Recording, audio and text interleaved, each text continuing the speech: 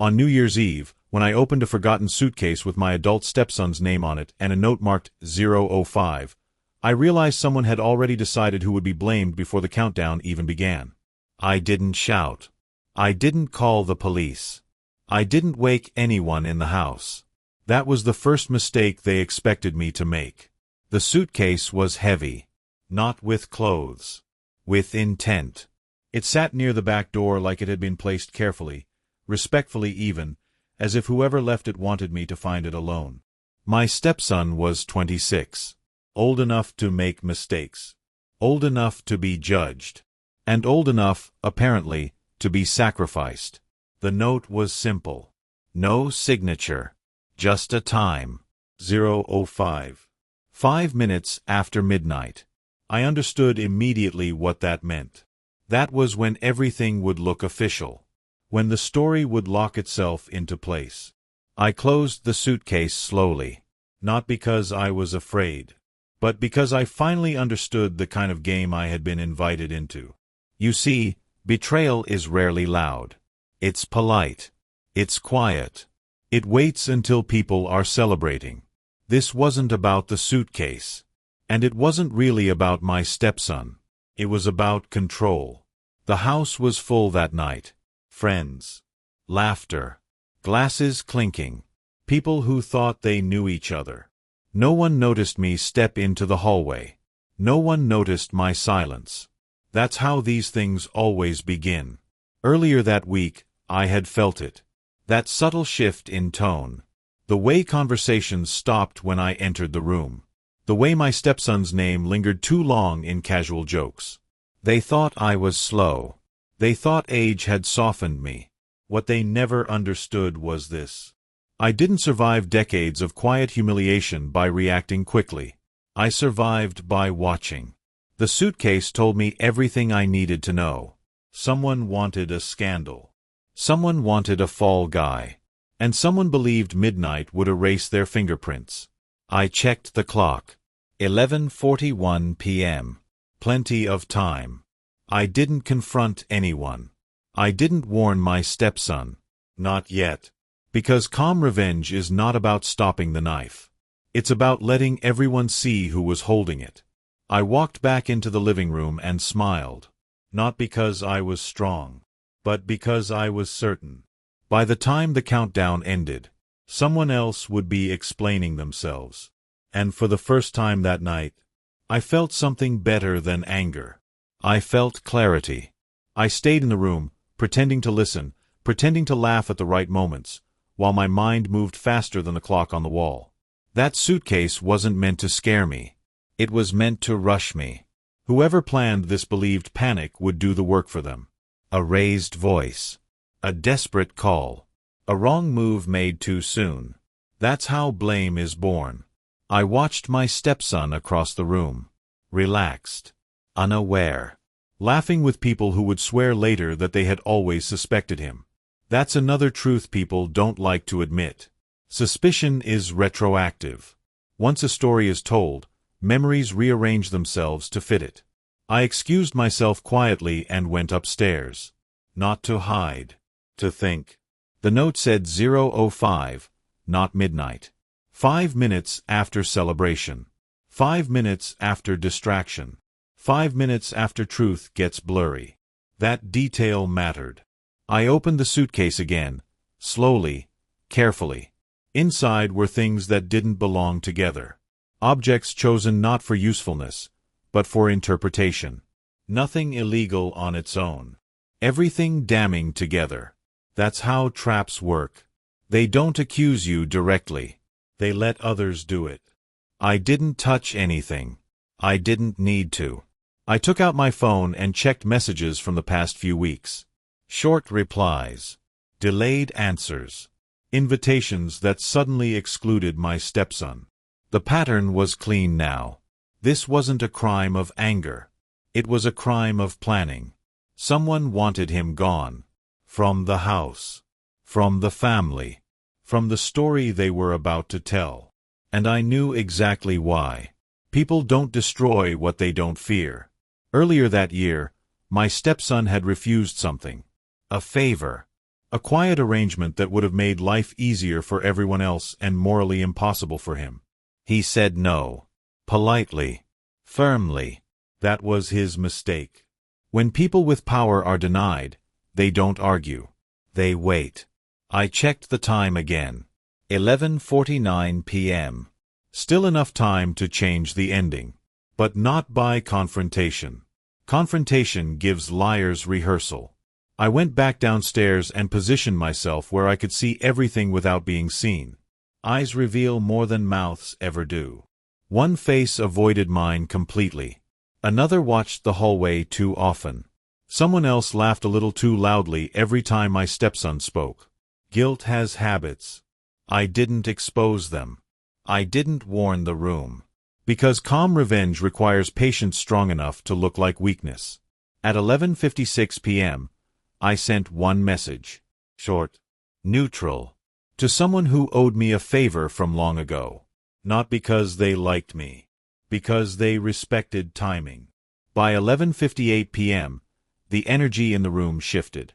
Not panic. Tension. They could feel something slipping.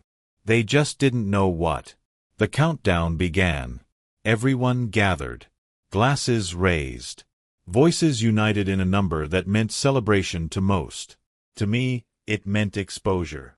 When they shouted, 3, I watched the person who planned everything stop smiling. When they shouted, 2, I noticed them glance toward the back door. When they shouted, 1, I finally felt certain. They knew. And fear had found its way back to its owner. The room exploded with cheers as midnight arrived, but I stayed still, listening past the noise. Fireworks cracked outside. Inside, people hugged, toasted, promised fresh beginnings they wouldn't keep. I watched the clock. 12 a.m. Not yet. Whoever planned this had been very specific. They trusted numbers more than people. At 12:02, someone slipped away toward the kitchen, pretending to refill drinks. At 12:03, another followed, casual, careless. That told me everything. I didn't stop them. I let the play continue exactly as rehearsed. Because a lie collapses fastest when it believes it's about to win. At 12:04, my phone vibrated once in my pocket. No message. Just confirmation. The favor had been returned. At 12:05, the back door opened. Not violently. Not dramatically. Just enough. Voices lowered. A sentence started and didn't finish. Then footsteps. More than expected. The suitcase was discovered right on time. Just as planned. But not by who they expected. A quiet authority entered the house. Professional. Not in uniform, but unmistakable. Someone I trusted to observe, not accuse. Someone who understood one rule very well. The first person to panic is usually the one with the story rehearsed. Questions were asked. Soft ones. Who had access to the hallway? Who knew about the back door? Who suggested storing luggage there earlier that evening? Eyes shifted. Breathing changed. My stepson looked confused, but not afraid. That mattered. The one who planned everything spoke too quickly. Explained too much. Filled silence like it was dangerous. It always is, to liars. I finally stepped forward. Not angry. Not loud. I simply said one sentence.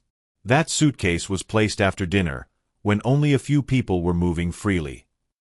No accusation. Just a fact. Silence followed. Heavy. Unforgiving. Facts don't need emotion. They carry their own weight. By 12:11, the story had cracked. By 12:14, the blame had shifted. By 12:18, the person who planned to disappear after midnight was sitting very still, realizing they wouldn't be going anywhere. I looked at my stepson then. Met his eyes. Gave him a nod. Not reassurance. Recognition. He understood something in that moment. Not about danger. About patience. The night didn't end in shouting. It ended in understanding. And that was the cruelest part for the one who failed. They wanted chaos.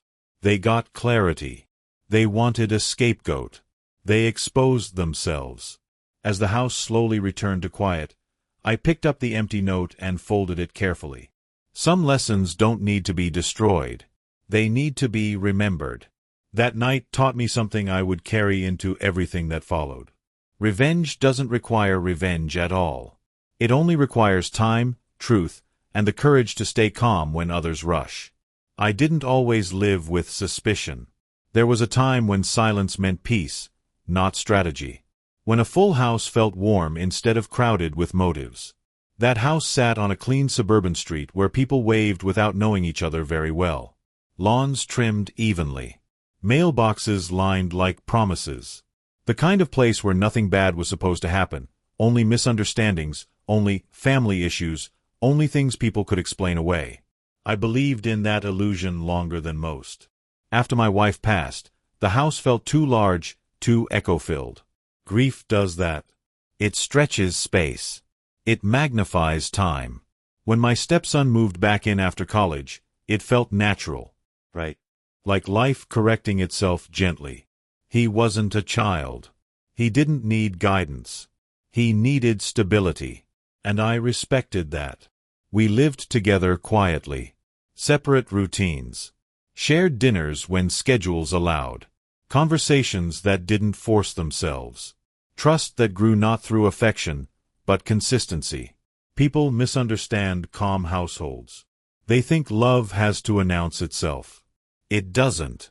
The trouble didn't arrive suddenly. It arrived politely. It started with invitations. Then exclusions. First, small things. A dinner I wouldn't enjoy anyway. A meeting scheduled last minute. A joke shared that didn't include us. I noticed. I always notice. But I said nothing. Because reacting too early teaches people how to lie better. My stepson, on the other hand, believed in fairness. He believed that clear intentions would protect him. That belief would cost him dearly. The house became a gathering place after a while. Friends of friends.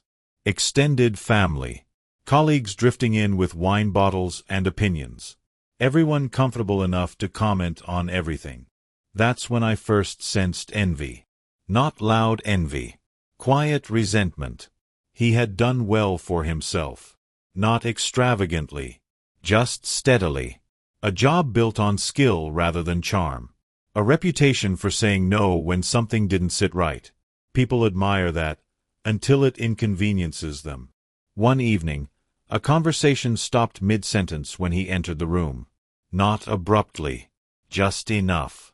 I watched his face. He didn't notice. That's the danger of being decent. You don't expect malice from people who smile easily. There was one person in particular who liked control. Not openly. Through suggestions. Through influence. Through making others feel like ideas were theirs when they weren't. They spoke softly. Listened carefully. Collected weaknesses like tools. I had seen that type before, long ago, in places where careers ended quietly and reputations disappeared without explanation. Power doesn't always shout. Sometimes it whispers until everyone else repeats it. The favor my stepson refused came wrapped as opportunity. A chance to help. A shortcut that would smooth things over for several people. It wasn't illegal. It wasn't violent. It was dishonest. He declined without judgment.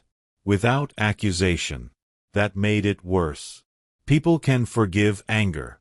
They struggle to forgive integrity. After that, the tone changed.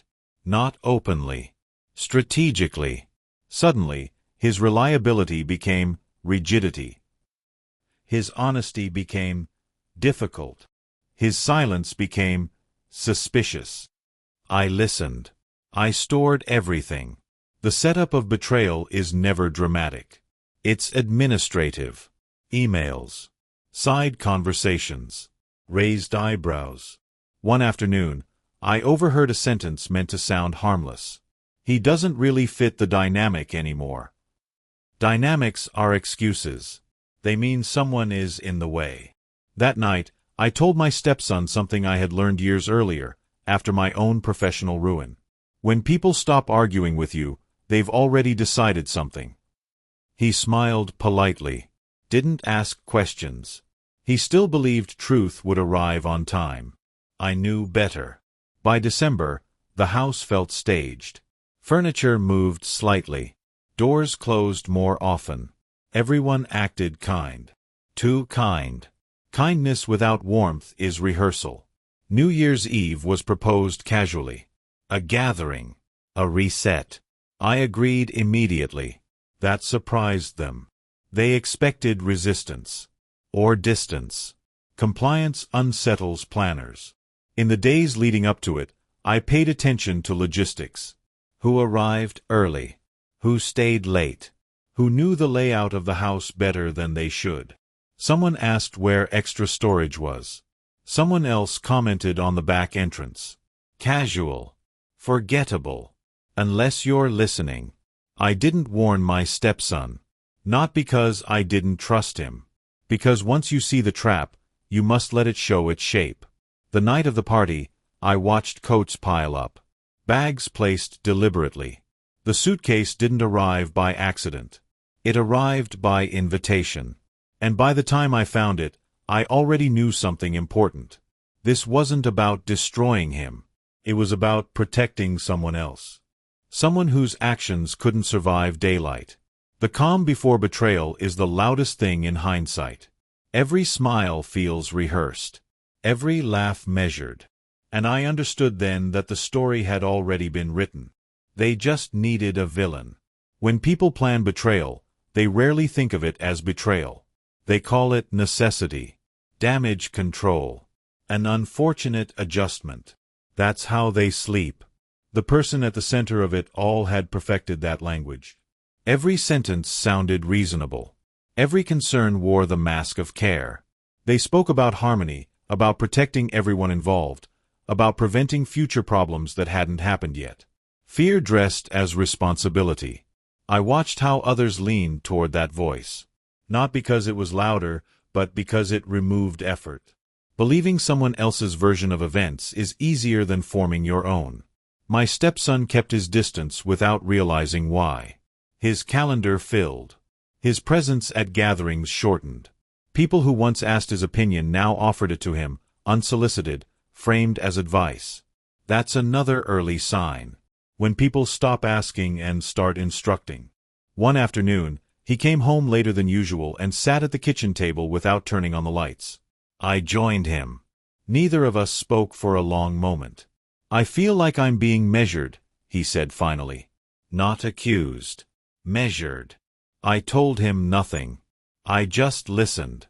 Because when someone senses danger before understanding it, explanations only confuse them. Instead, I asked a simple question. Has anyone asked you to do something that didn't feel right? He nodded. That was enough. I didn't need details. Details would come later. From that day on, I began documenting quietly. Nothing dramatic. Just patterns. Who initiated conversations. Who redirected them.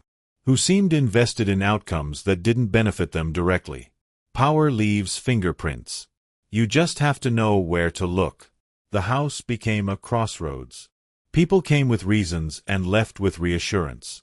I played my role well. The agreeable older man. The quiet observer. The one who didn't interfere. People underestimate compliance.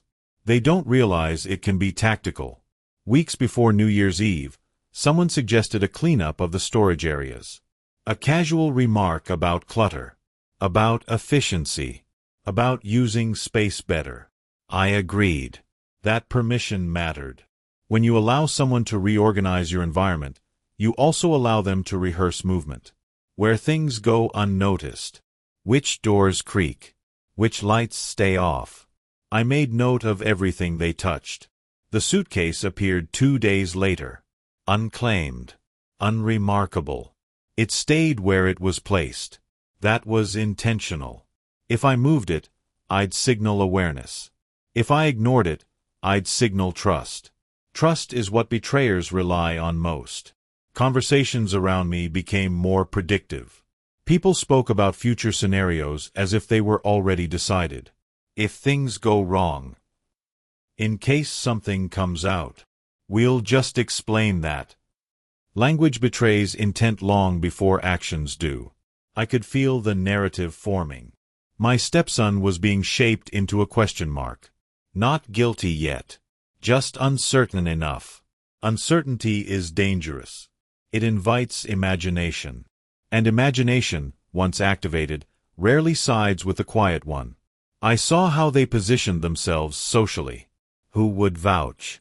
Who would stay silent? Who would express shock later while privately feeling relieved? Everyone had a role. Even the ones who believed they were innocent. That's how these structures work. They distribute responsibility until no one feels it. On the night of the party, I arrived home earlier than planned. I wanted to see what happened before celebration distracted everyone. Small things had changed.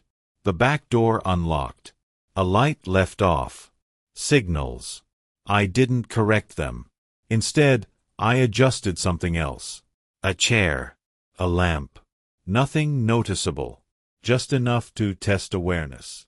No one noticed. That confirmed it. People who are confident in their plan stop paying attention. As guests arrived, I watched the person who led the narrative circulate. Always checking reactions. Always calibrating responses. They avoided me more than necessary. Avoidance is confession in slow motion. I caught a reflection once. In the glass of a cabinet. A glance toward the hallway where the suitcase waited. Quick. Nervous. That was the moment I knew the timeline was fixed. They weren't waiting to see if something happened. They were waiting for when. I checked my watch. Everything was aligned. The setup was complete. And for the first time, I felt something settle inside me. Not anger. Not fear. Respect. Not for them. For the process. Because this wasn't random cruelty. It was a system. And systems, once understood, can be reversed without noise. I didn't need to invent revenge. I just needed to let the truth arrive slightly ahead of the lie.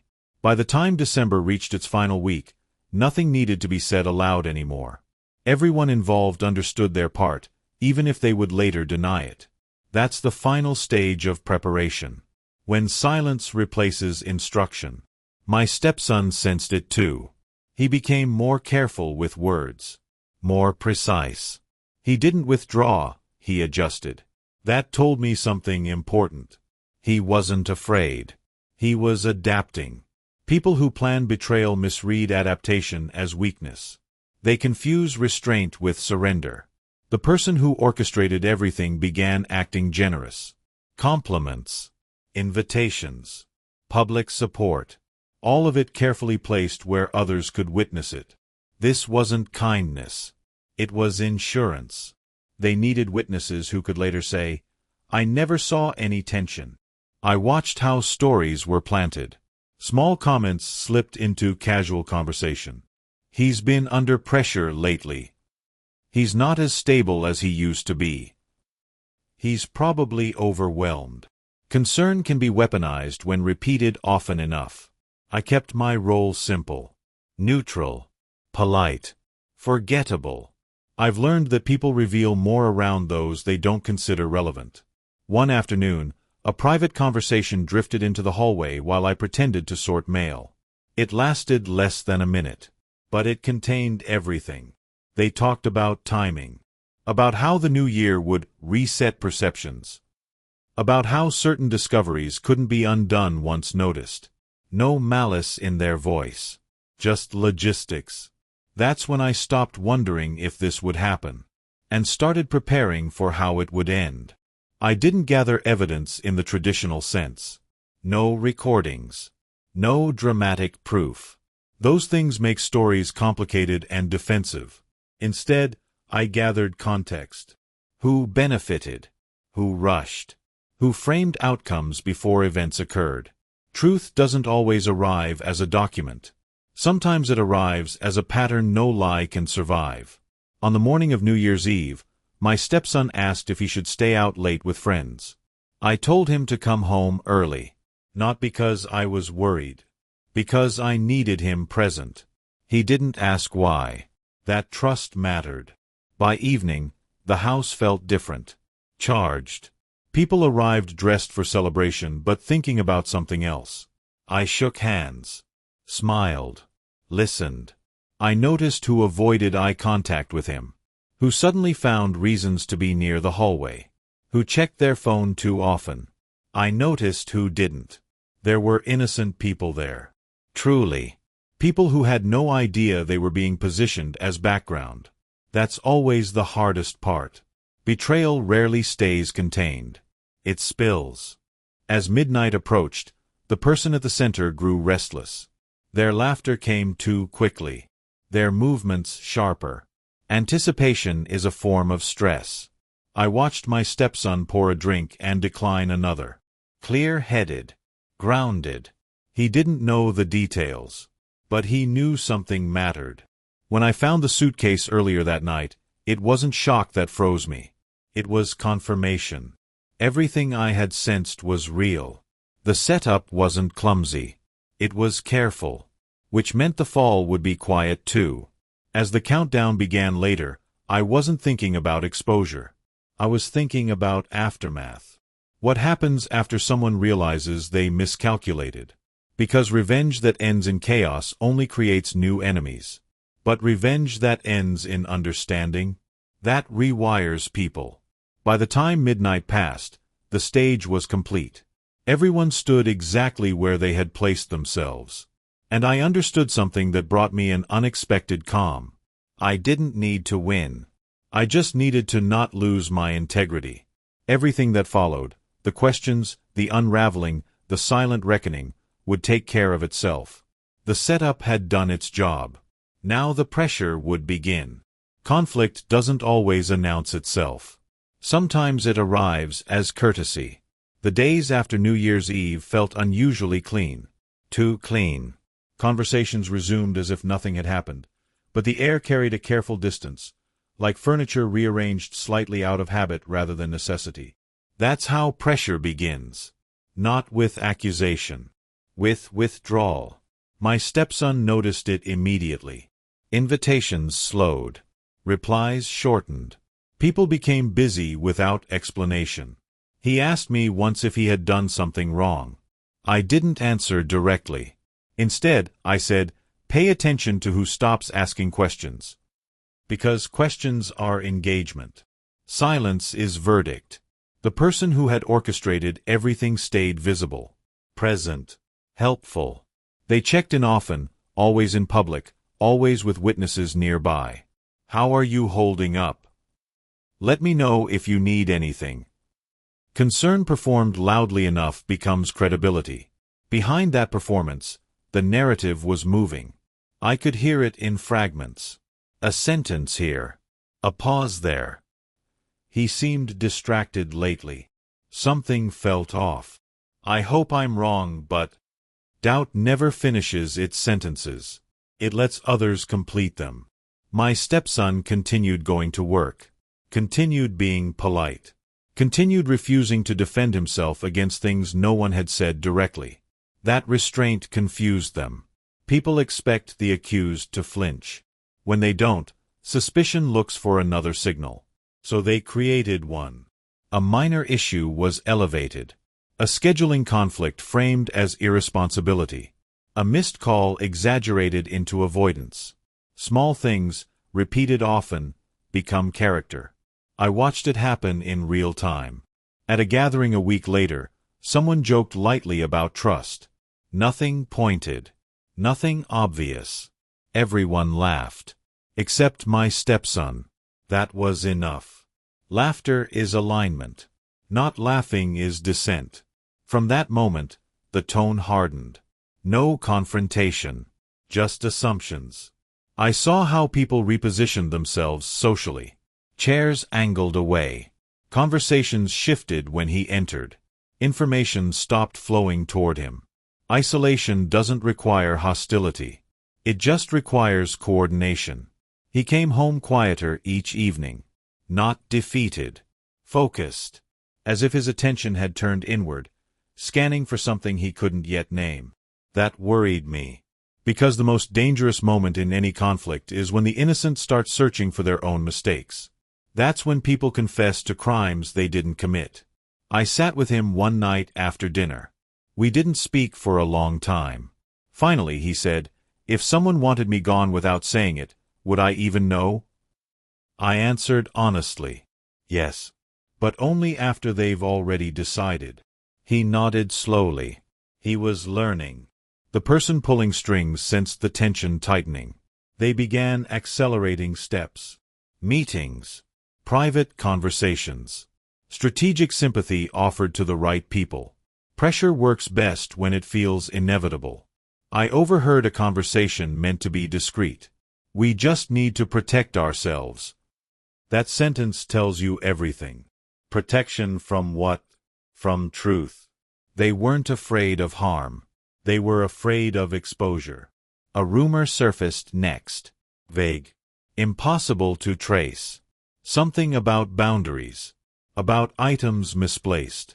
About trust questioned quietly. Nothing provable. Everything corrosive. My stepson was advised, gently, to take time off. To reflect. To clear the air. Advice like that isn't meant to help. It's meant to remove. He declined calmly. That refusal shifted things. People who expect retreat don't prepare for endurance. The pressure increased. A formal conversation followed. Polite. Structured. Full of concern and no answers. He was told perception mattered more than intent. That's when I intervened, quietly. Not by arguing. By asking one question. What exactly is being alleged? Silence. Because the conflict wasn't about facts. It was about comfort. I saw something change then. Not retreat. Recalibration. They realized I was still paying attention. From that moment on, I became part of the equation.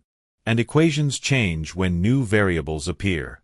The tension settled into something heavier. Not explosive. Compressed. Everyone waited. For a mistake. For a reaction. For confirmation of the story they had rehearsed. But none came. That frustrated them. Because quiet innocence denies spectacle. The conflict was now fully alive. Not visible to outsiders. But undeniable to those inside it. And I knew the next phase would be uglier. Because when subtle pressure fails, people reveal themselves. When pressure doesn't break someone, it looks for leverage. That's when the conflict stopped being passive and became personal.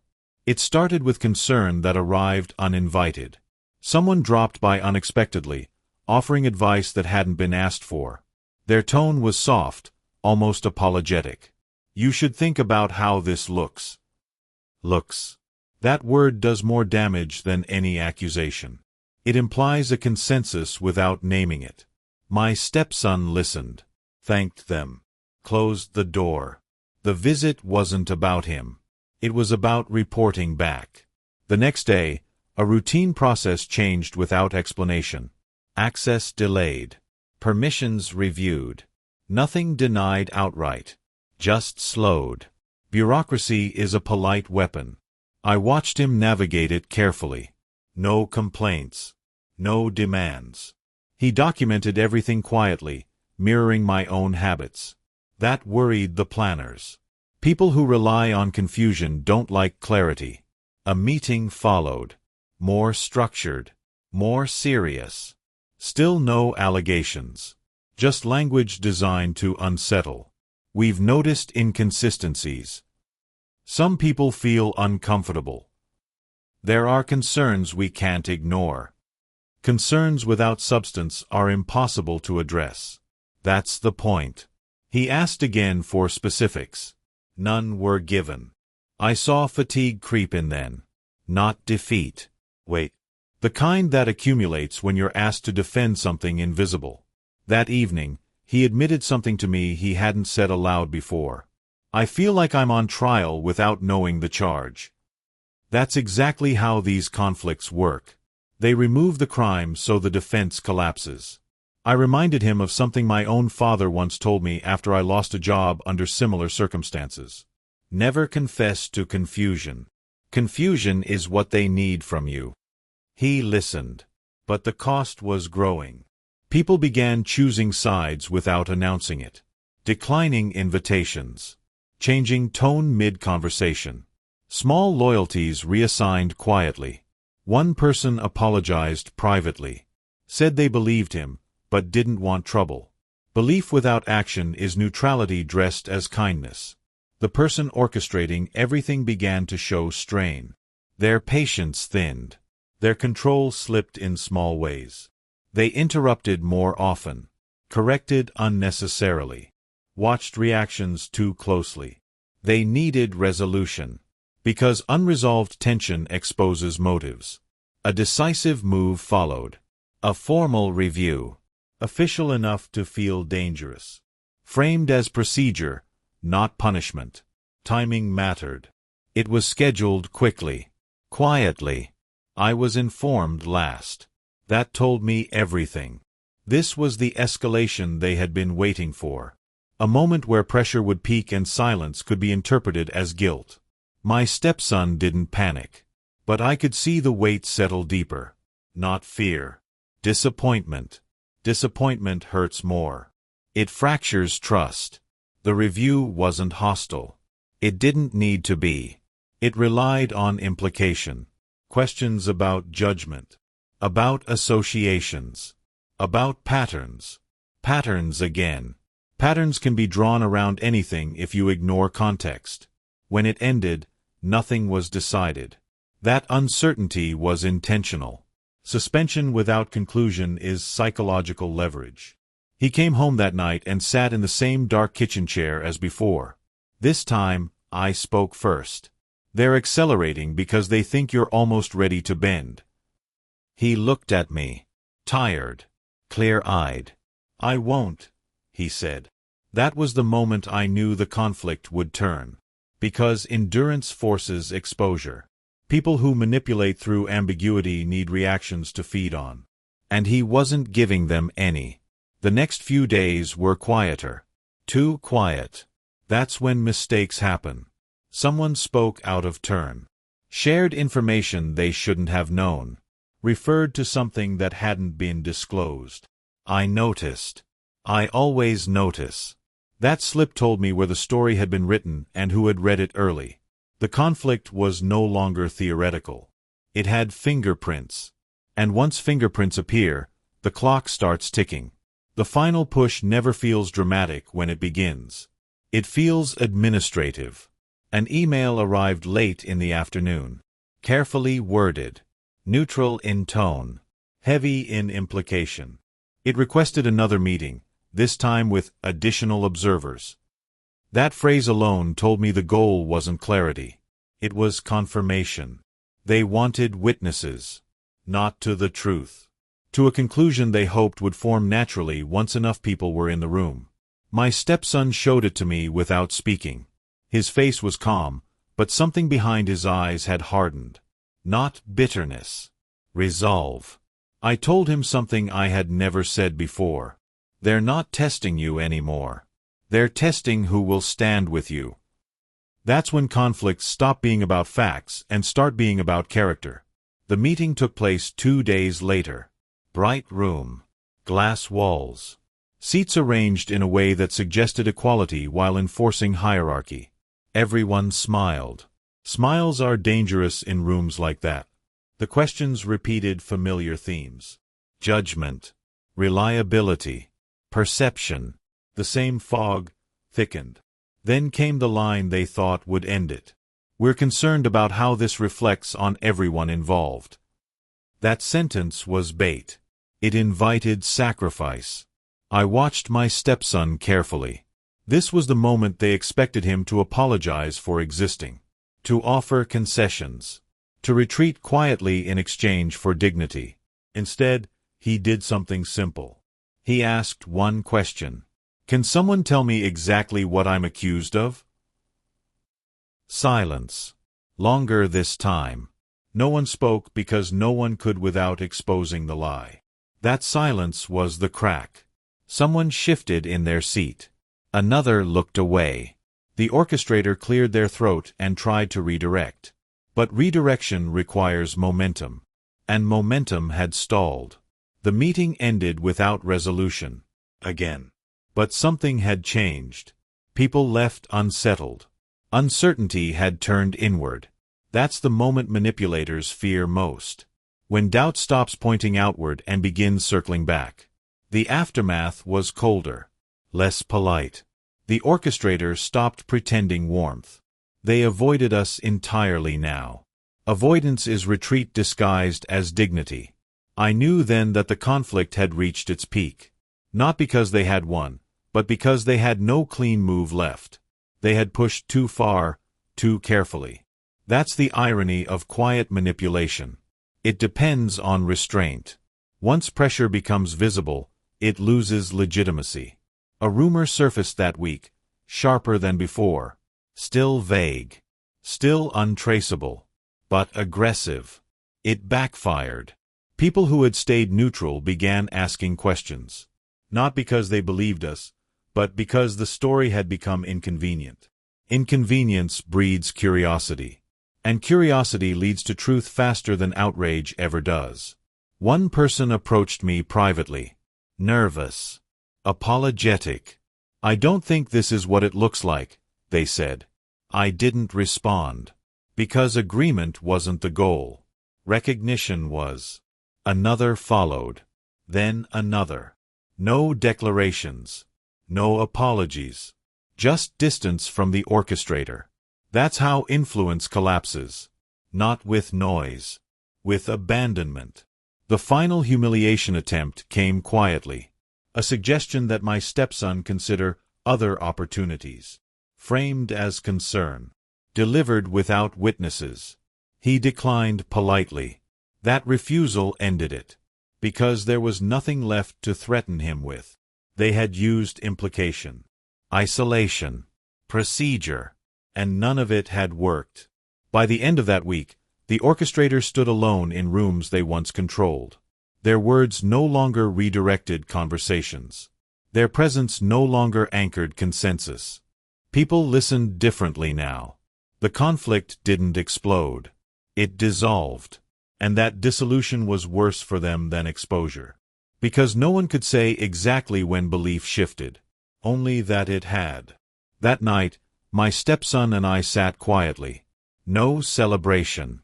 No relief. Just understanding. He asked me one final question. Was this ever really about me? I answered honestly. No. You were just the easiest place to apply pressure. He nodded. That answer gave him peace. And it gave me something else. Certainty. The conflict had done its job. The truth was ready. The turning point never announces itself. It arrives disguised as exhaustion. By the time the conflict faded into uncertainty, most people assumed the worst was over. That assumption was their final mistake. They believed survival meant resolution. It doesn't. Sometimes survival is only the pause before truth decides where to land. The person who had orchestrated everything grew quieter after their influence weakened. Not apologetic. Strategic. They spoke less, listened more, recalculated constantly. People think silence always means reflection. Sometimes it means regrouping. I recognized the pattern immediately. They were waiting for me to act. That's the part they never understood. I had already acted, by not acting at all. The absence of reaction is unsettling to those who rely on reaction for control. It forces them to move first. And when manipulators move without cover, they reveal structure. The first reveal came accidentally. A conversation I wasn't meant to hear drifted through a doorway left ajar. Just fragments. Enough. They spoke about damage. About how things had gone too far. About how the situation needed to be contained. Contained is not a word you use when you believe you're right. It's a word you use when you fear consequences. That was the moment I knew the reversal had begun. The turning point in any quiet revenge is not exposure. It's imbalance. When the one who once controlled the narrative begins reacting instead of directing, the axis shifts.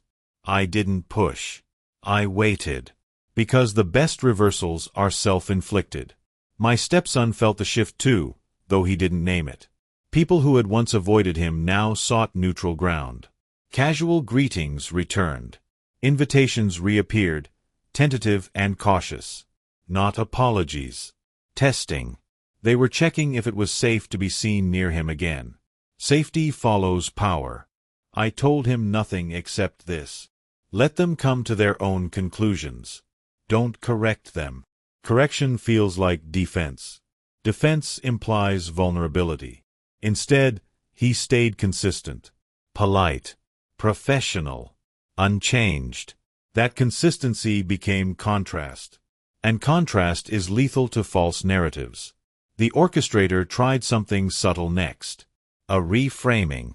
A suggestion that misunderstandings happened on all sides. A quiet attempt to redistribute blame evenly. That's how people retreat without admitting defeat. But it didn't hold. Because balance only works when power is equal. And theirs was slipping. I noticed how often they checked reactions now. How they softened language. How they avoided absolutes. Certainty had left them. Certainty is addictive. Once it's gone, panic follows. The real turning point came when someone else spoke up. Not publicly. Not dramatically. Privately. Carefully. They asked a question that shouldn't have needed asking. Why was this ever escalated without specifics? That question traveled. Questions do. They don't confront. They infect. Within days, similar questions surfaced in different rooms, asked by different people who believed they were the first to ask them. That's how reversals spread, invisibly. The orchestrator responded with vagueness, with process, with phrases like, "It's complicated." Complication is the last refuge of weak positions. Simple truths don't need it. I watched their confidence collapse in increments. A missed opportunity to lead a conversation. A suggestion ignored. A silence that lingered too long after they spoke. People stopped adjusting their opinions around that voice. That's when I allowed myself one small movement. Nothing obvious. I shared one fact. Not an accusation. Not a defense. Just a timeline. I mentioned casually that the first concern had surfaced after the refused favor, not before. I said it once.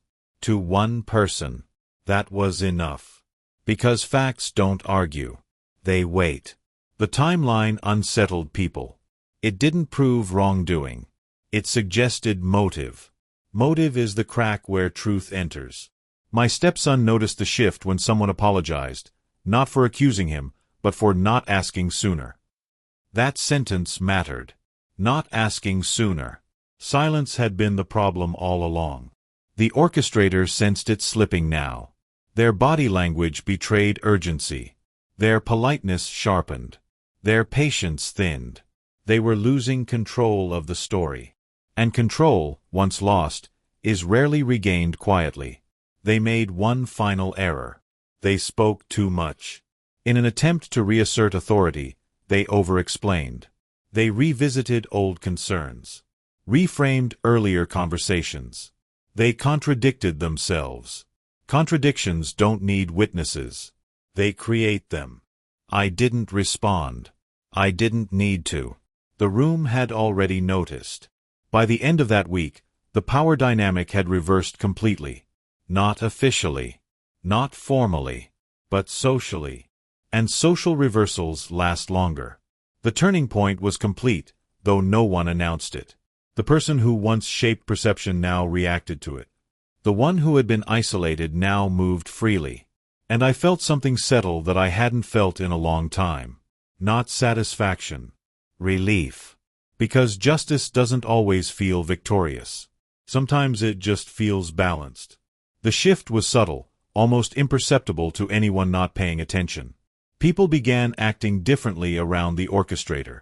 Invitations no longer arrived automatically. Opinions were no longer deferred to them. Casual laughter no longer welcomed their jokes. The control they once exerted so carefully slipped away in increments, like sand through fingers. They didn't notice at first. They never do. Manipulators assume influence is permanent. They forget that credibility is borrowed, not owned. Meanwhile, my stepson maintained the same quiet consistency. Polite, composed, unchanged. And that constancy became the most glaring contrast in the room.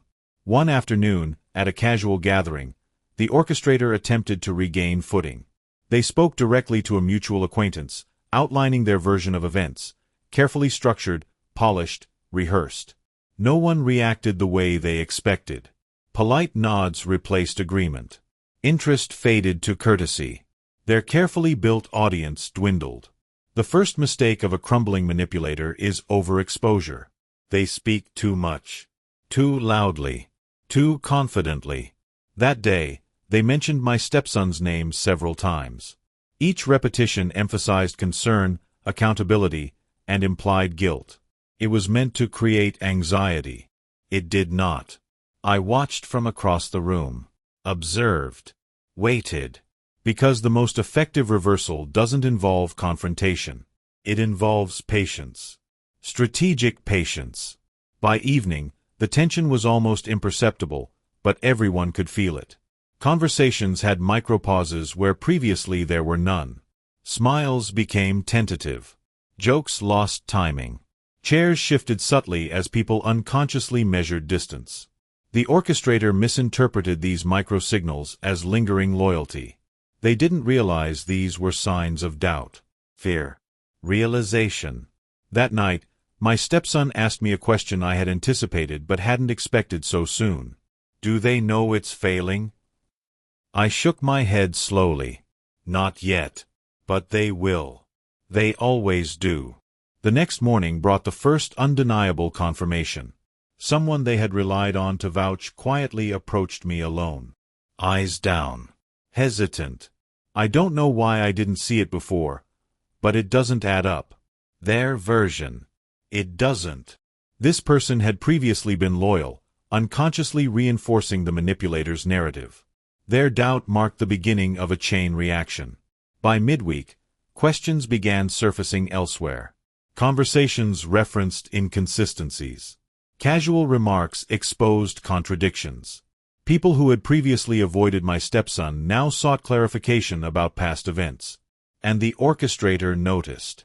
Their confidence eroded. Subtle cracks appeared in speech, in posture, in timing. Hesitation replaced certitude. Missteps multiplied. Every effort to reclaim authority only magnified the inconsistencies in their own story. I observed it all silently. Never a word of judgment. Never a signal of victory. Just calm. Steady. Present. Because this is the essence of a turning point, let the trap reveal itself. Let the liar entangle themselves in their own construction. Let the truth arrive without force. By the end of the week, the orchestrator had no allies left willing to publicly support them. Private doubts surfaced into public skepticism. Their control over the narrative had evaporated. My stepson moved freely now, treated with the same casual respect he had always deserved. He didn't need to confront anyone. He didn't need to prove innocence. He simply existed as he always had, and the environment corrected itself around him. I felt it in that moment, balance restored, not through retaliation, but through the quiet, unyielding persistence of truth. The orchestrator's posture, once dominant, now suggested caution. Every word measured. Every step calculated. The social dynamics had shifted completely. And that shift, subtle though it was, would determine everything that followed. The final unraveling never needed drama. It arrived in fragments. Small things that didn't make sense before began to align. A misplaced comment here, a timeline that didn't match there. Inconsistencies that were ignored or dismissed in the heat of manipulation now became impossible to overlook. The orchestrator could no longer hide behind ambiguity. Every carefully rehearsed word now betrayed a trace of panic. People began noticing. Not loudly. Not with accusation. But with attention. Subtle glances, quiet questions, slight hesitations in conversations. That's the moment control slips, when others begin to doubt the narrative without realizing it. One day, a former ally of the orchestrator approached me. Hesitant, anxious. I'm not sure I understood everything before, but... They trailed off, but the meaning was clear. Loyalty was breaking.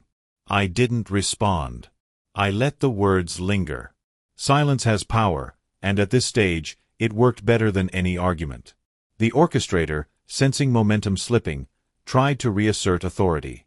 They spoke in meetings, tried to redirect conversations, offered justifications, and attempted subtle intimidation. But every move was observed. Every word recorded in memory. Every pause, every stutter, every overcompensation, all evidence of weakening control. The turning point is never a single moment. It's cumulative. It's patience applied until the imbalance becomes undeniable. The orchestrator's own strategies, the very manipulations they had relied upon to isolate my stepson, were now the instruments of their undoing. By the end of the week, subtle actions revealed the final cracks. Invitations no longer came. Casual endorsements vanished. Whispered doubts became repeated questions. People who had quietly followed the orchestrator now stepped away. Isolation had finally found them. I watched my stepson handle it with the same composed steadiness. He didn't gloat. He didn't confront. He simply continued to live within his integrity. That quiet consistency was now louder than any accusation or manipulation. And then it happened. A slip. A minor contradiction from the orchestrator, repeated in the wrong setting to the wrong person. It was small, almost insignificant to an outsider, but it confirmed everything that had been suspected. By the next day, the orchestrator's influence was fractured. No one sought their guidance. No one repeated their carefully constructed narrative. They existed now in a room where no one deferred, where silence replaced compliance. I realized then that revenge does not need anger to be effective. It requires observation, patience, and a willingness to let time and truth do the work. My stepson looked at me one evening. "They're not coming back from this, are they?" I shook my head. "No. They'll survive socially, perhaps, but their credibility is gone. And that's permanent." That night, I understood fully. The turning point isn't about exposing someone publicly. It's about creating conditions where the liar becomes the architect of their own defeat. They tried to control the story. The story controlled them instead. And in that realization, calm justice finally settled. Resolution never comes in a burst. It arrives as a shift in atmosphere, a subtle realignment of relationships, and the quiet acknowledgement that balance has returned. By the time a week passed after the turning point, the orchestrator was noticeably constrained. No longer dictating conversations, they moved through spaces with careful calculation. Every step measured. Every word weighed. The confidence that once radiated effortlessly was replaced by caution and fatigue. It was remarkable to observe. Not because they had been exposed publicly, no confrontation occurred, but because influence is social. Once lost, it does not return easily. People around them no longer deferred. Their suggestions went unheeded. Invitations they once received automatically were no longer extended. In this new reality, they existed in the space they had created for others, but without control. Meanwhile, my stepson moved freely again. Not vindictive, not triumphant. Simply present. Observed. The subtle respect he had earned through consistency and integrity became palpable to everyone around him. Invitations returned, not as favors, but as recognition of his rightful place within the household and social sphere. Conversations flowed naturally toward him. People trusted his judgment once more. It was an elegant reversal, quiet yet complete. The orchestrator tried to maintain composure. Their tone remained courteous. Their smiles polite. But the shift had already been internalized by those around them. They were no longer the central authority. No one deferred. Their every attempt to influence situations was carefully measured, cautious, and often ineffective. That is the essence of social consequence. When credibility is gone, Even politeness cannot reconstruct it. One afternoon, I noticed a small but telling exchange. A mutual acquaintance asked the orchestrator for guidance on a matter. The response was slow, hesitant. They qualified every word. They hedged every suggestion. The asker politely nodded but clearly weighed alternative input elsewhere. Influence had evaporated, and it was irreversible. That same day, my stepson and I shared a quiet moment. He had noticed the subtle shifts.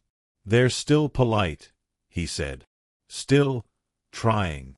"Trying is all they have left," I replied. "Once control is gone, even the best performance is meaningless." The beauty of this phase is in its subtlety. No one needed to declare victory. No loud arguments. No dramatic confrontations. The natural outcome of dishonesty, manipulation, and misplaced ambition had reached its peak. The orchestrator was still present physically but socially diminished, and their attempts at influence had been neutralized by patience, observation, and moral consistency. Over the following days, the orchestrator attempted minor interventions, casual suggestions, opinions offered unsolicited, strategic guidance carefully phrased. All of it failed. People politely declined or chose alternate routes without confrontation. Each failure, unnoticed in isolation, cumulatively reinforced their loss of authority. The orchestrator had relied on patterns of compliance, hesitation, and fear to maintain influence. Once those patterns shifted, their social position collapsed without the need for aggressive action. Meanwhile, the household regained its rhythm. Conversations flowed freely again. Trust returned. My stepson was no longer subject to microaggressions disguised as concern. Invitations arrived as naturally as before. Social alignment returned to a balance where respect was determined by merit and integrity, not the manipulation of perception. I observed quietly, letting the environment correct itself. That is always the most effective way. Direct intervention might have been satisfying momentarily, but it could have created resentment or defensiveness. By allowing the orchestrator's actions to unravel under scrutiny and patience, the resolution became permanent, self-evident, and morally sound. I spoke to my stepson one evening after dinner, a quiet acknowledgement between us. "They have learned something important," I said. "Not from arguments. Not from exposure. From the reality of their own choices." He nodded. He understood. Integrity does not need spectacle to assert itself. The orchestrator, finally recognizing their diminished influence, made one last effort to restore normalcy. A carefully phrased note, a polite check-in, a question asked with deliberate neutrality. Everyone received it with courtesy. No one responded beyond civility. And in that restrained interaction, the final lesson was imparted. Authority gained through manipulation is fragile. Authority maintained by honesty and patience endures. The weeks following the turning point confirmed it. Situations that once favored deception and control naturally corrected themselves. Minor rumors that had been seeded dissipated under scrutiny. Trust returned to relationships that had been strained. The orchestrator's role in the household and social dynamics had been permanently reduced, without confrontation, without drama, and without malice. It was a quiet but thorough justice, the kind that lingers. I watched my stepson's confidence return. Not arrogance. Not triumphalism. Just measured composure and clarity. He had endured uncertainty, pressure, and subtle isolation without faltering. His social position was restored naturally. Respect for him increased because people observed his consistency in the face of manipulation. This is the core principle of quiet resolution. Those who manipulate create their own undoing. Those who maintain integrity allow the world to realign itself. And the final, perhaps most important, aspect of this resolution. No one needed to lose face unnecessarily. The orchestrator retained dignity externally, but internally, their understanding of limits, consequences, and moral structure had changed. That is a far more enduring correction than any public accusation could provide. By the time the household settled into its normal rhythm again, the orchestrator had internalized the social consequences of their actions. They would think twice before attempting similar manipulation in the future. My stepson had learned patience, restraint, and moral endurance. And I had observed quietly, the elegance of balance restored. The consequences unfolded gradually, almost imperceptibly, yet with a weight that no one could ignore. The orchestrator's social credibility continued to erode. People who had once silently followed their lead began forming opinions independently. Decisions that would have previously been influenced by their input were now made without consideration of their advice. Authority, once assumed and unquestioned, now required proof, and proof was something they could no longer provide. Small mistakes, previously overlooked or dismissed, were now noted. Contradictions in statements that once blended seamlessly into casual conversation became noticeable. Questions that were once politely ignored were now asked repeatedly. The orchestrator could not maintain control, even in the smallest interactions, and each failed attempt further solidified the reversal. Meanwhile, my stepson's presence remained calm and consistent. He did not celebrate. He did not assert superiority. He simply existed with honesty and composure. That constancy drew attention, naturally positioning him as a figure of integrity in contrast to the orchestrator. People gravitated toward that steadiness, often unconsciously, seeking guidance and reassurance from the one who had endured manipulation without faltering. An early friend of the orchestrator approached me privately, hesitant, seeking perspective. "I didn't understand the whole picture before," they admitted. "But it's obvious now." I didn't need to respond.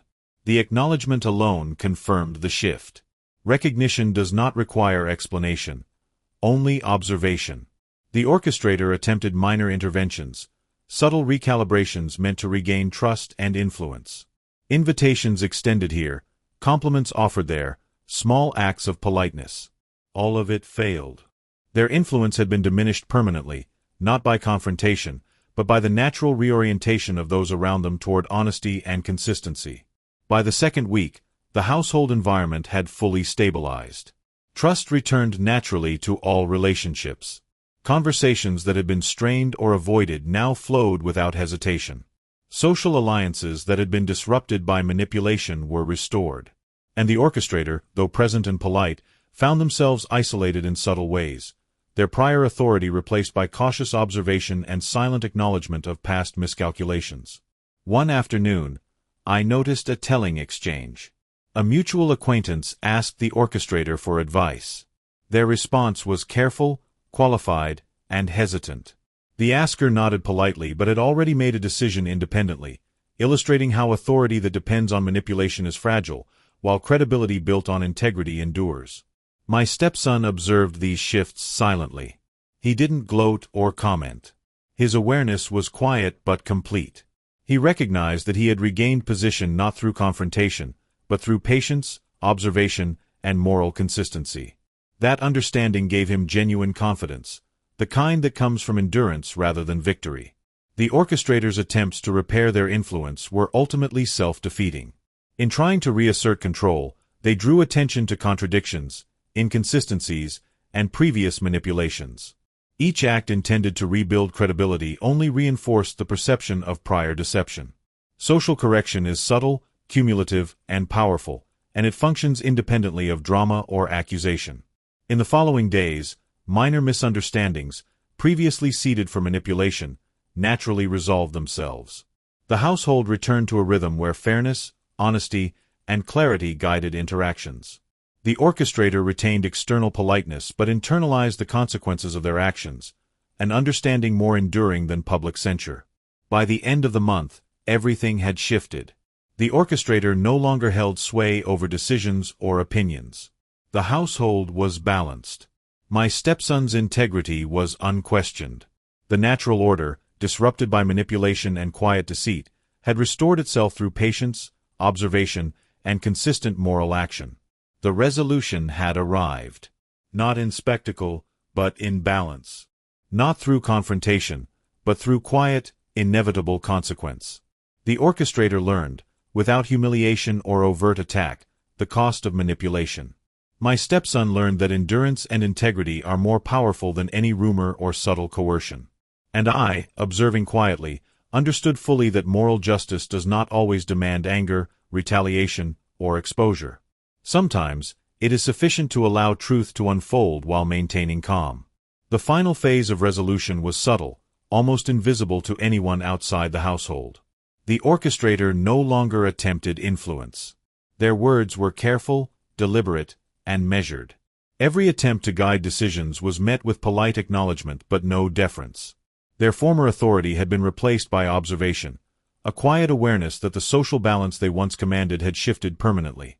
Meanwhile, my stepson moved with calm assurance.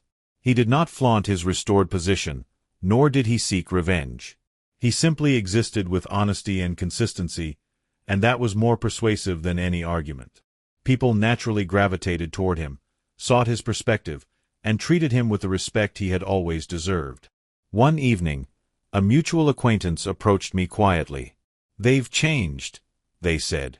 Not openly, but they know their place now. I nodded. That was the essence of quiet justice. It doesn't require spectacle. It doesn't need confrontation. It exists in the balance of actions, consequences, and observation. The orchestrator eventually understood this themselves. They began navigating spaces cautiously, aware that their credibility had been permanently diminished. They could be polite, but the influence they once wielded was gone. People no longer deferred, questioned, or hesitated, and in that quiet social recalibration, moral justice had been served. Our household regained its rhythm. Conversations flowed naturally. Alliances restored. Trust returned. The subtle manipulations and false narratives that had disrupted relationships evaporated, corrected by time, clarity, and observation. My stepson understood fully what had occurred, though no one had explained it outright. He had endured ambiguity, subtle isolation, and social pressure without faltering. In doing so, he had demonstrated the quiet power of integrity. People now recognized and respected that power, not through intimidation, but through moral consistency. And I understood, once again, the most important lesson of all: revenge is most complete when it requires no anger, no exposure, no spectacle. When truth and consistency are allowed to unfold naturally, they correct imbalance with a permanence that confrontation cannot achieve. By the end of that week, everything had settled. The orchestrator was present, courteous, but internally aware of the consequences they had earned. My stepson's position was fully restored. The household, once tense and uncertain, now operated on clarity, trust, and mutual respect. It was justice, quiet, inevitable, and morally sound. The resolution had been achieved not through drama, but through patience, observation, and the steady endurance of truth. I never anticipated closure to arrive so quietly. It didn't announce itself with confrontation or dramatic confession. It simply settled into the rhythm of everyday life, subtle, measured, and complete. By the time a few weeks had passed, the orchestrator's presence was still visible, but it no longer carried weight. Their authority, once unchallenged, had been replaced by observation and cautious engagement. People still interacted politely, but no one deferred to their influence. Social power is fragile. When it shifts, the change is rarely dramatic, but always permanent. My stepson moved through the household with ease, no longer shadowed by suspicion, manipulation, or subtle attacks. He carried himself with quiet dignity, aware that patience and integrity had restored what had been challenged. He did not need to announce triumph, because the world had already acknowledged it in the way people responded to him, through trust, respect, and natural alignment. That evening, as I watched him reading quietly by the window, I realized something profound. Justice, when earned through calm reflection and consistency, does not need validation. It does not demand acknowledgement. It simply exists. It is understood without words, observed without spectacle. I reflected on the months that had passed. The tension, the subtle pressures, the isolation, the manipulations. Each event had been carefully orchestrated by others, and yet every attempt to unsettle us had only revealed the depth of character and patience we possessed. That, I understood fully, was the essence of quiet revenge: to let the world correct itself, to let those who manipulate unravel through their own choices, while maintaining moral clarity. My stepson looked up and smiled, not at me, not at the orchestrator, but at life itself. There was a lightness in him now, a quiet understanding that endurance had its own rewards. That smile told me something I had always known but rarely witnessed so fully. People who act with integrity need no defense, only patience. The orchestrator, observing from a distance, recognized the shift. Not outwardly, but internally. They knew that their strategies had failed. Their manipulations, once subtle and invisible, had been exposed by time and consistency. The lessons would remain with them, unspoken but unavoidable. That is the way moral consequence functions. Subtle, inevitable, and lasting. I reflected on what it all meant for me. Years of observing, planning, guiding, waiting. It had never been about triumph or vengeance. It had been about preservation, of integrity, of patience, of moral clarity. Revenge is often thought to require anger or confrontation, but the truest form arises through observation, endurance, and letting consequences unfold naturally. My stepson approached me later that night. Quietly, thoughtfully. "They're still polite," he said. "Still trying." I nodded. Trying is all they have left. Once control is lost, even the most careful performance cannot reclaim it. He paused, considering my words. Then he smiled again, this time with understanding. Not triumph. Not resentment. Only clarity. We spent the evening in silence, not uncomfortable, but reflective.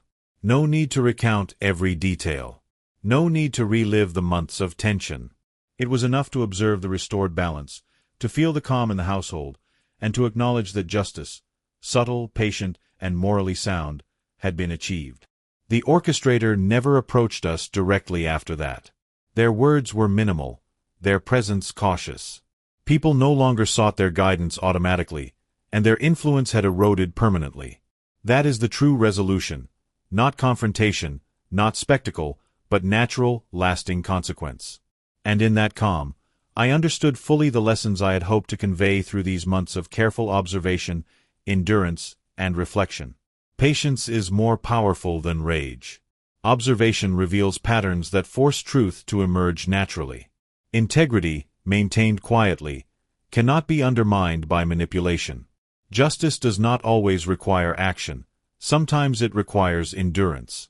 As the days passed, the household settled fully. Conversations flowed without tension. Trust returned to relationships that had been strained. Small, subtle signs indicated that everyone had absorbed the lessons in their own way. The orchestrator's presence remained, but harmless, a reminder of what happens when ambition outweighs integrity. And for my stepson, the experience left a lasting understanding.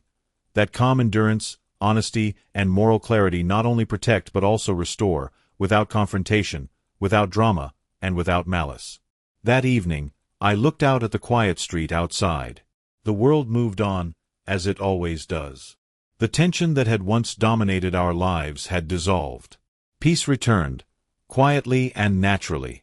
And I thought, as I often do after observing the unfolding of justice without spectacle, that sometimes the most powerful revenge is silence. Silence, patience, and consistency. The days that followed were calm, almost ordinary, but in that ordinariness lay the true weight of resolution. The orchestrator remained in our lives, but their presence no longer carried influence. Conversations that once bent subtly to their favor now flowed naturally. Decisions, suggestions, and opinions were made based on merit, not manipulation. The very authority they had wielded quietly slipped into irrelevance, and with that came a subtle humility, not openly acknowledged, but unmistakable to those who observed closely. My stepson moved through this restored environment with quiet confidence. He did not flaunt victory or gloat at the downfall of another. He spoke calmly, interacted respectfully, and maintained the same integrity he had throughout the ordeal. That consistency became the standard by which others measured trust and reliability. People instinctively gravitated toward him, seeking guidance not because they feared repercussion, but because they recognized character. I watched it all with a steady patience. There was no need to intervene, no need to remind anyone of what had transpired. Time had already corrected the imbalance. The orchestrator's own actions, combined with my stepson's endurance, ensured that truth had asserted itself without spectacle. Occasionally, someone would remark privately on the changes, often with surprise or quiet admiration. They don't dominate the conversation anymore. It's like everything has shifted without anyone saying a word. That is precisely how resolution works in quiet revenge. No loud confrontations. No dramatic exposure. Just the subtle, undeniable correction of a social and moral imbalance. I reflected on how this could have unfolded differently. Anger, accusations, or retaliation might have produced immediate satisfaction, but nothing as lasting as this. Justice achieved through patience, observation, and integrity cannot be undone by rumor, resentment, or impulsive action. My stepson understood this fully. He no longer sought approval from anyone who had doubted him. He no longer measured his value through the perception of manipulators. Instead, he carried a quiet authority, the kind that comes from enduring challenges with integrity and emerging intact. That is more powerful than fear, intimidation, or false control. The orchestrator, on the other hand, was left with subtle consequences that could not be ignored. Their credibility, once taken for granted, had been carefully eroded. Every polite gesture, every attempt to regain influence, was measured against months of accumulated inconsistencies. No one defied them maliciously, but no one followed blindly either. Social power had been replaced by cautious observation, and that quiet limitation was more permanent than any public confrontation could have achieved. I reminded my stepson one evening, softly, almost as a whisper between us. Sometimes, the most profound justice is silent. People who manipulate rarely realize that patience, consistency, and integrity are far more powerful than confrontation. He nodded, understanding the depth of what had occurred. Not as triumph, not as vengeance, but as wisdom earned through experience. The final weeks were spent in reflection, conversation, and small, deliberate acts of normalcy. The household returned to balance. Trust and communication were restored. Social dynamics corrected naturally, leaving the orchestrator to quietly contend with their diminished influence. No one needed to declare the lesson. It existed in every interaction, every observation, and every choice made by those who had been patient and consistent. In that quiet, I understood the final principle of resolution. True justice is moral, enduring, and often invisible. It does not require spectacle, confrontation, or anger. It requires patience, clarity, and the courage to allow consequences to unfold naturally. And in that calm, I realized another truth. Sometimes the quietest victories are the most complete. The final closure arrived in silence. No announcements, no confrontations, no dramatics. Just the quiet affirmation that balance had returned. The orchestrator remained present in social and household spaces, but their influence was gone. People no longer deferred, no longer adjusted, no longer sought guidance from someone whose credibility had eroded through their own actions. Politeness remained, but power had shifted irreversibly. That, I realized, was the most effective justice. Permanent, subtle, and undeniable. My stepson walked through this restored environment with measured confidence. He did not boast or remind anyone of past struggles. He simply existed as he always had, honest, composed, and unwavering. People naturally gravitated toward him, trusted his judgment, and treated him with the respect he had earned through patience and integrity. That quiet consistency became his unspoken authority, more enduring than any reaction born of anger or retaliation. In reflecting on the months of tension, manipulation, and uncertainty, I understood fully the principles that had guided the resolution. Patience is more powerful than anger. Observation reveals the true nature of actions, motives, and intentions. Integrity, maintained quietly, cannot be undermined by deception. Moral consequences often unfold naturally when allowed the space to do so. One evening, as we sat together in the living room, my stepson asked me quietly, "Was it ever about revenge?" I shook my head. No. It was about balance, about truth, about letting consequences unfold naturally. Sometimes silence is the best answer, and patience is the most powerful form of justice. He nodded, understanding without needing further explanation. There was no triumph, no gloating, only reflection and clarity. The orchestrator, now aware of their diminished standing, adjusted their behavior carefully. They remained courteous but never again attempted to manipulate, control, or dominate. The lessons had been delivered subtly but permanently. People had realigned naturally, and the consequences were internalized without the need for spectacle or confrontation. Life returned to its quiet rhythm. Conversations flowed, trust was restored, and relationships stabilized. The tension that had once defined our environment was gone, replaced by clarity, understanding, and mutual respect. And in that calm, I recognized the final lesson of this entire experience. Justice, when earned through patience, integrity, and observation, is lasting. Revenge does not require anger or confrontation. Moral balance, allowed to unfold naturally, is more powerful than any act of retaliation. And sometimes, the quietest victories are the most complete. As I watched my stepson move freely through life, unaffected by the past manipulations and pressures, I understood fully the wisdom I had sought to impart. Endurance builds character. Calm observation reveals truth. Integrity protects and restores. Silence, patience, and consistency are the most potent forms of justice. The orchestrator's attempts to reassert control would never succeed. The household, the social environment, and our interactions had shifted permanently. Balance had returned. Peace had returned. And moral justice had been served quietly, thoroughly, and without spectacle. Sometimes, I think about how easily things could have gone differently. How anger, confrontation, or immediate retaliation might have felt satisfying in the moment, but would not have achieved the same enduring result. True justice requires patience, calm, and moral clarity, qualities that endure long after the drama has passed. And as I sit in quiet reflection, watching life continue with subtle ease, I understand the ultimate truth of this story. Sometimes silence is the best revenge.